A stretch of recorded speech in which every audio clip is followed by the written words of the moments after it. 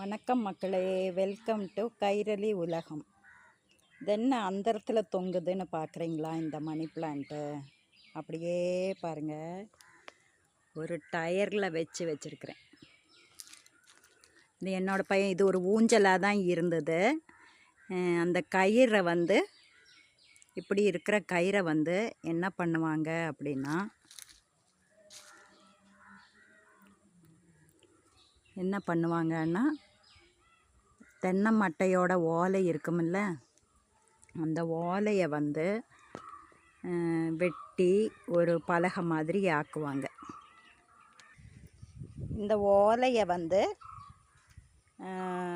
இந்த பெருசாக இருக்கிற சைடில் இருந்து ஒரு ஆளுக்கு உட்கார்ற அளவுக்கு ஒரு சீட் மாதிரி ஆக்கி அந்த கயிறுக்குள்ளே சேர்த்தி ஆட்டுறது, ஊஞ்சல் மாதிரி பண்ணுறது,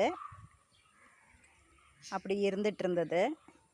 அப்புறம் என் பையன் என்ன பண்ணான், ஜிம்முக்கெல்லாம் போய் அவன் எங்கே பார்த்தாலும் தொத்திக்கிட்டு தாவிட்டு நடந்துகிட்ருப்பான்.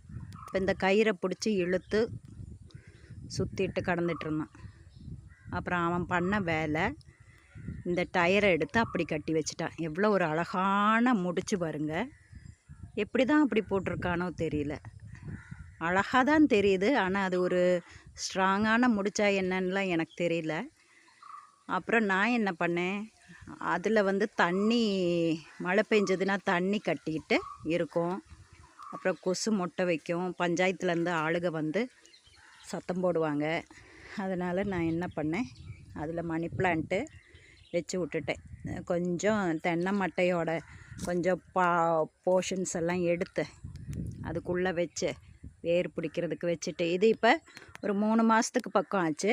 இதை இப்படி வச்சுட்டு அதில் வேறொரு வயலட் கொடி, இதுவும் போனால் பயங்கரமாக காடு மாதிரி ஆயிரும். அந்த வயலட் செடி, வயலட் பூ பூக்கிறது.